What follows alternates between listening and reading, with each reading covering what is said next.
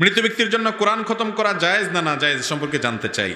ভাই, মৃত ব্যক্তির জন্য আপনি বিভিন্ন আমল করতে পারেন, সে ব্যক্তির জন্য দোয়া করবেন। সবচেয়ে বড় আমল হলো মুর্দার জন্য কি করতে হবে?